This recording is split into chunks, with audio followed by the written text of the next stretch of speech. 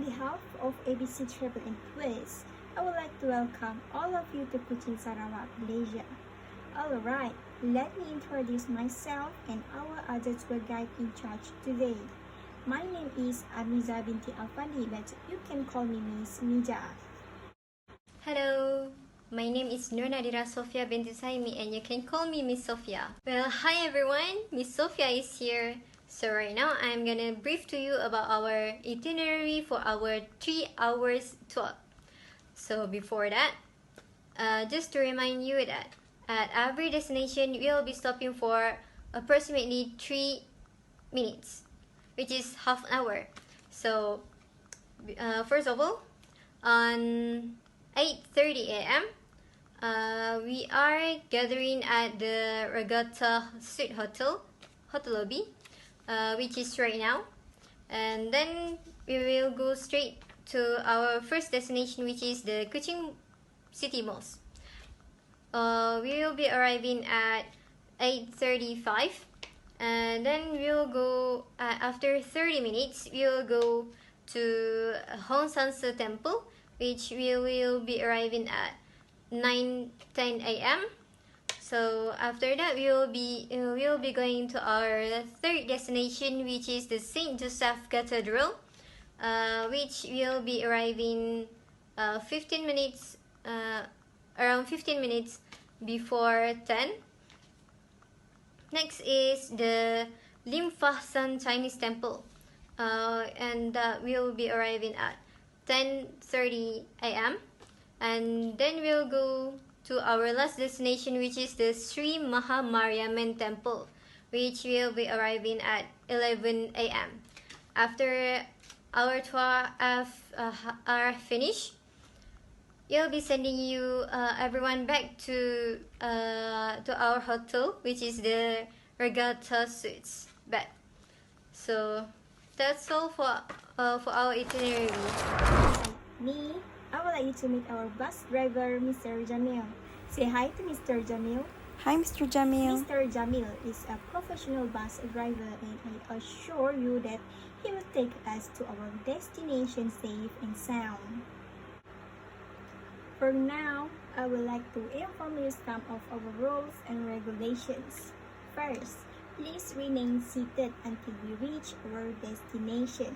Second, please take extra care of your valuable things. Okay, you might wonder what is this whistle and flags means. If I whistle once, that means your time starts now. You can roam around, take pictures, and enjoy the picture race. Talk to locals and buy souvenirs. But if I whistle twice while waving my flags, that means your time has ended. Okay, this is my backpack. So I have all of the essentials that you need. So don't hesitate to approach me if you have or need anything else, alright? Alright. Last but not least, please dispose your garbages properly. As the saying goes, leave nothing but footprints, keep nothing but memories, and kill nothing but time. Okay, so I know you are all ready and excited, but before we jump off the bus, let's have a head count, okay? So 1, 2, 3, 29, 30, perfect. Okay, so let's go to our first destination. Okay, you all, we have arrived at our first destination, which is Old State Kuching Malls, known as the State Malls of Sarawak. Okay, let me explain a little bit about it. This mall is one of the city's most recognizable landmarks. It is located on a hilltop at Jalan Masjid and was built in 1968 to replace a wooden mall built there in 1847 by Datuk Patinggi Ali. It is enclosed by an old and delightfully tranquil Muslim cemetery that is well worth a visit in its own right. Its gilded cupolas make it one of the city's most striking landmarks, particularly at sunset. It is also stands today as one of the city's most striking historical landmarks. The pink and white gold dome mosque opens its doors to non-Muslim visitors outside of prayer times, offering an opportunity to learn about Islam and its practice in Malaysia. Next is Islam. Do you know what is Islam? No. It's okay, I will explain about it. Islam is the second largest religion in the world after Christianity, with about 1.8 billion Muslims worldwide. Islam started in Mecca in modern-day Saudi Arabia during the time of the Prophet Muhammad's life. Today, the faith is spreading rapidly throughout the world. It is simple to know Islam, which is the word Islam means a submission to the will of God. Followers of Islam are called Muslims. Muslims are monotheistic and worship one all-knowing God who in Arabic is known as Allah. Followers of Islam aim to live a life of complete submission to Allah. They believe that nothing can happen without Allah's permission, but humans have free will. Next is the Quran. The Quran is the major holy text of Islam. The Hadith is another important of their book. These followers of Islam worship Allah by praying and reciting the Quran. They believe there will be a day of judgment and life after death. A central idea in Islam is jihad, which means struggle. While the term has been used negatively in mainstream culture, Muslim beliefs it refers to internal and external efforts to defend their faith. Although rare, this can include military jihad if a just war is needed. There are 5 pillars of Islam, which is Shahadah, Salat, Hajj, Zakat, and Ramadan. Shahadah is swearing allegiance to Islam. Salat, praying 5 times each day facing Mecca. Hajj is making at least one pilgrimage Hajj to Mecca. Next is Zakat. Zakat is giving certain amount of their wealth to charity. Last but not least is Ramadan, which is fasting during the month of Ramadan. Next is Muslim prayer. The Prophet Muhammad is credited with building the first mosque in the courtyard of his house in Medina. Most today follow some of the same principles he established in 622 Anno Domini. Muslim prayer is often conducted in a mosque large open space or outdoor courtyard. A mihrab is a decorative feature or niche in the mosque that indicates the direction to Mecca and therefore the direction to face during the prayer. Men and women pray separately, and Muslims may visit mosques 5 times a day for each of the prayer stations. In addition to hosting prayers, mosques often function as public gathering places and social centers. Last but not least is Muslim holidays. There are 2 major Muslim holidays, which is Eid al-Adha and Eid al-Fitr. Eid al-Adha celebrates the Prophet Abraham's willingness to sacrifice his son for Allah. Second is Eid al-Fitr. Eid al-Fitr is the marks the end of the Ramadan, which is the Islamic holy month of fasting. Muslims also celebrate other holidays such as the Islamic New Year and the birth of Muhammad. Okay tourists, we have 10 minutes to roam around and take pictures.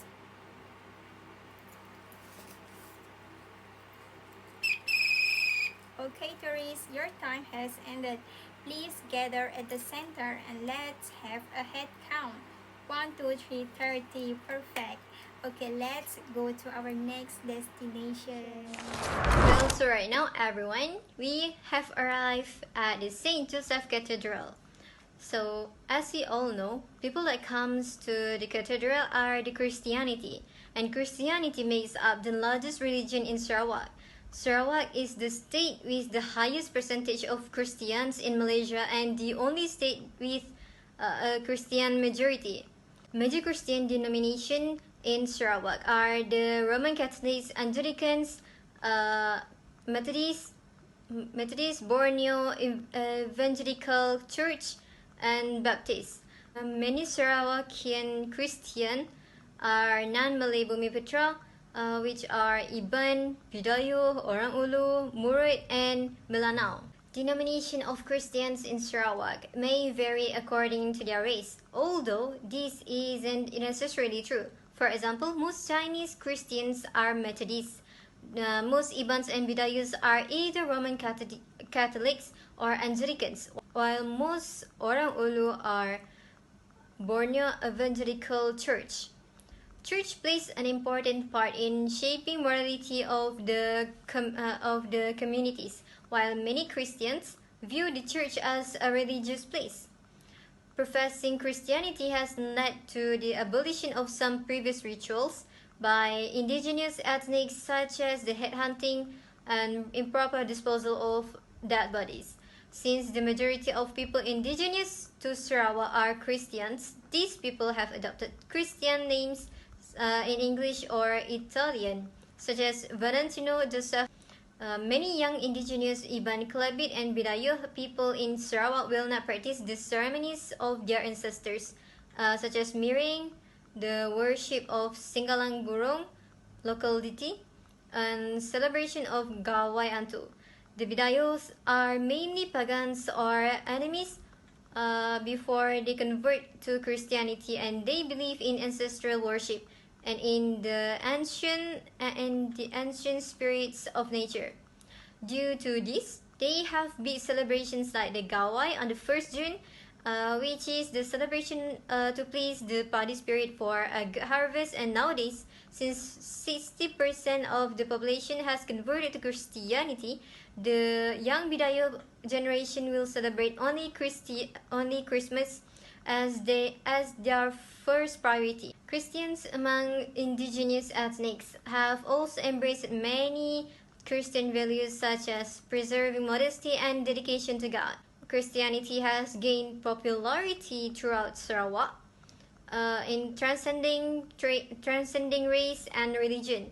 Due to federalization of the education system, most of these missionary schools have been converted into government national schools. Participation of the church in these schools has been reduced. The Malaysian government has allowed the schools to continue using religious symbols on school buildings and teaching Christian values to non-Muslim students. Christians in Sarawak observe Christian festivals just like their counterparts in their part of the world, namely Christmas, Good Friday, Easter Monday, and Ascension Day. However, only Christmas and Good Friday are public holidays in Sarawak. Well, going to how Christianity was spread in Sarawak. The Christianization movement in Sarawak had begun since 1848, even earlier, with the arrival of Francis Thomas MacDougall at the invitation of James Burke. Francis MacDougall is an Anglican medical doctor and the founder of the Anglican School in Sarawak. He began his first missionary activities in Sarawak by establishing the Borneo Church Mission. The initial target for this movement is that the Malays in Sarawak. MacDougall Francis was the first to open a formal school for Malay students. The Malay children as a way to facilitate the propaganda Christianization of Malay children. He has built schools, church, and dispensaries to spread Christianity among the people of Sarawak. For the purpose of increasing the spread of Christianity among the Malay community in Sarawak, Francis MacDougall invited Malay Christians from Singapore to Berdaya to the Malays. However, the effort failed when the leader of the Malays and the Malay community opposed such action. After failing with these efforts, Frances McDougall continued her claims to open a school for children of Malay and disseminate the handbook of Christianity to Malay society. His efforts to spread Christianity among the community bore fruit. He made the best use of his advantage as a medical doctor to attract the local community to accept Christianity by setting up the medical clinic as well as adopting children and reconciling fights that occurred in the community in Sarawak. In 1881, Charles Burke had invited Christianized figures from the Catholic sect to Sarawak after the failure of the Anglican missionaries to spread the message to other parts of Sarawak. Father Edward Dunn became one of the big names who succeeded in spreading Christianity in Sarawak. He was one of the leading Catholic missionaries. He was very skilled in agriculture, and he utilized this adventure as much as possible to attract the even community in the interior to Christianity. The next Christianization activity was concentrated in the second part of Sarawak. The Brooke family was very supportive and encouraged the spread of Christianity in every part of Sarawak, regardless of sectarian denomination, even though their own family was an Anglican Christian. The Brooke family at the time assured the safety of the Christian missionaries as well as assured the missionaries that there would be no opposition from Muslim leaders to the Christianization efforts they were undertaking. In addition to spreading Christianity in the community, Father Edward Dunn has also successfully established several missionary schools in Sarawak, among them Sacred Heart in Cebu, Saint Teresa and Saint Joseph in Kuching. The Borneo Evangelical Church is one of the largest Christian denominations in Malaysia with an estimated membership of 500,000 people throughout Malaysia. The organization trains the local community to become missionaries as well as the clergymen of the church. Christian organizations flourished in Sarawak after independence. About 50 Christian organizations or sects established in Sarawak after independence. As a result of their development and hard work, they have succeeded in transforming the demographics of Sarawak into the only state with a Christian majority. Tell us so about the Christianity in Sarawak. Hi everyone! Hi! Are you enjoying with Miss Sophia and Amiza just now? Yes! Good! It's my turn now, okay? So, our next destination is Hong San Si Temple. Are you ready for this? Ready! So, let's start! So, this is Hong San Si Temple. Isn't it amazing? Isn't it unique? Does anyone know about Hong San Si Temple? No! Oh, don't worry, I got you. Hong San Si Temple is a Chinese temple situated in Carpenter Street, Kuching, Sarawak. It is part of Kuching Heritage Tract. The temple had been existed since 1448, which dedicated by Hokkien child deity Kong Tek Chun Ong. This fine Hokkien Chinese temple with intricate roof dragons was fully restored in 2004. According to its early history, the first Raja of Sarawak, James Brooke, saw a little boy playing with water next to the temple grand stage. he met the temple worshippers who had just moved to the area and asked about the little boy. The temple worshippers then said, "The boy is a manifestation of Kong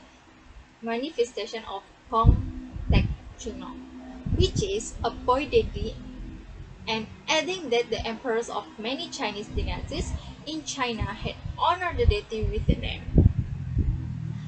Interesting, right? Wow.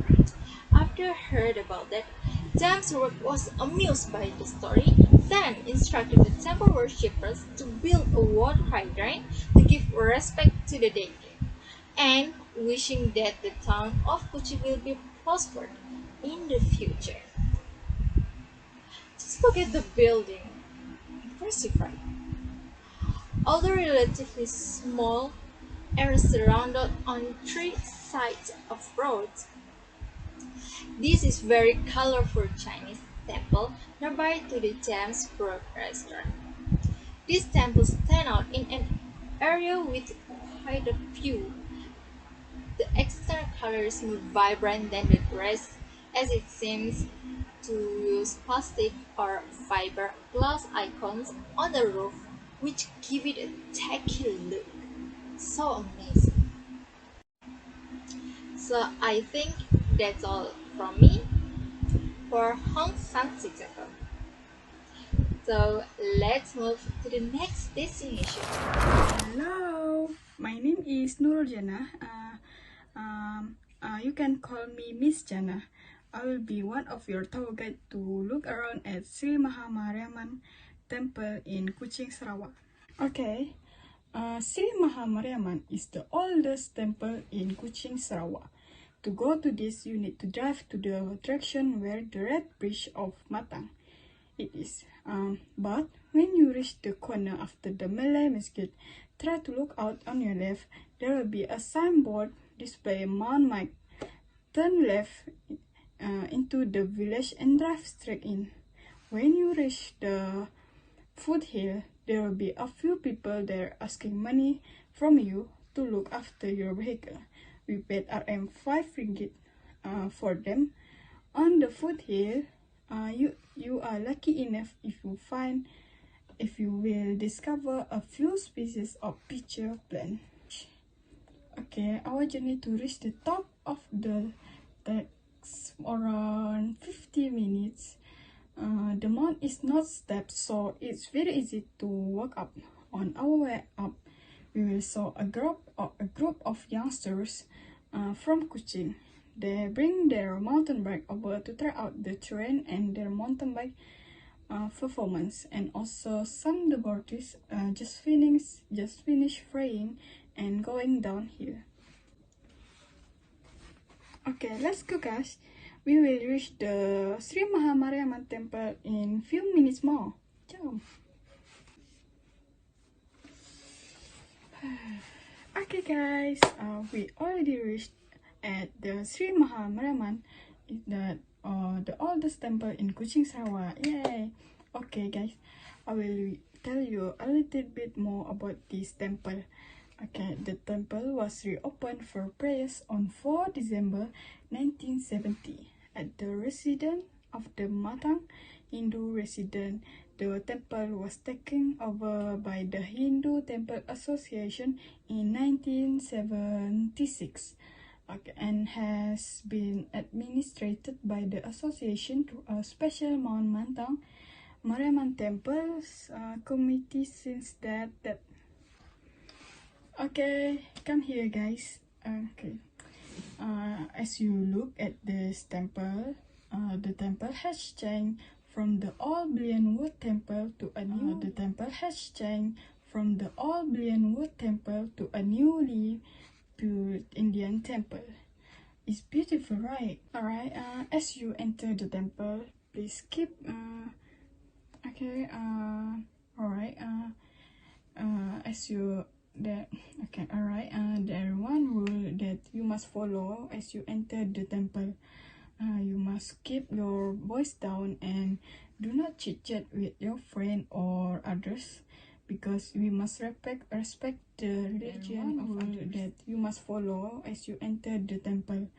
You must keep your voice down and do not chit chat with your friend or others, because we must respect the religion of others. Hello guys, I'm Muhammad Nahide Rifki bin Nur Shamsul, and you guys can call me Mr. Haidar. I'm one of your tourist guide for today's tour, and I'm gonna take you guys to one of the famous Buddhist temple in Kuching, Sarawak, which is known as Lim Fa Shan Temple. So without further ado, let's go. Okay, so guys, before we reach our destination, I would like to give you some information regarding the Lim Fa Shan Temple, starting from the working hour. So the temple is open every day 24/7 from Monday to Sunday at 6 a.m. in the morning until 5 p.m. in the evening. Finally, we have arrived at the Lim Fa Shan Temple. It's behind us. We currently at Lot 215, Section 43, Taban Road, Kuching, Sarawak, which is the exact location of the Lim Fa Shan Temple. So if you guys might thinking of coming back here after this trip, so you guys can check out this address so you guys don't get lost. Once you arrive at this temple, you can clearly see the biggest statue in at this temple, which is the giant statue of Guan Yin.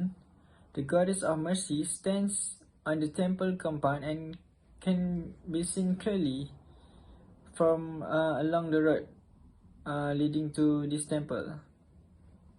Did you guys know that the Lim Fa Shan Temple is the largest and longest Chinese temple in Kuching, and in my personal opinion, is the best looking among them. And like most Chinese temples, this one has good feng shui with a small halo at the back. Every 1st and 15th day of the lunar month, hundreds of devotees converge on the temple from dawn till dusk for the worship and prayers with colorful flower and offering. According to history, this temple was established way before 1883. It is considered that this temple is one of the oldest temple around Kuching. The Buddhists in this temple worship the gods of Sambho Buddha, Taisu, Ksiti Garba, Confucius, and many more.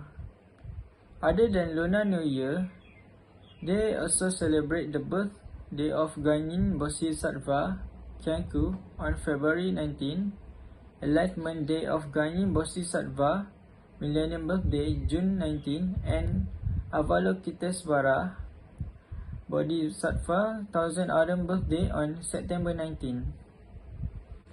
Oh, I think that's all the time that we have for today's tour. I hope that you guys enjoy this trip, and to further conclude our journey, so let's head back to the bus and meet with Miss Nurul. Okay, so let's get into the bus as we head back to our hotel. Hello once again, tourists. On behalf of the city you travel, we want to say thank you for choosing us to become a part of your unforgettable trip here in Kuching, Sarawak. We hope that you enjoy and learn something from our tour.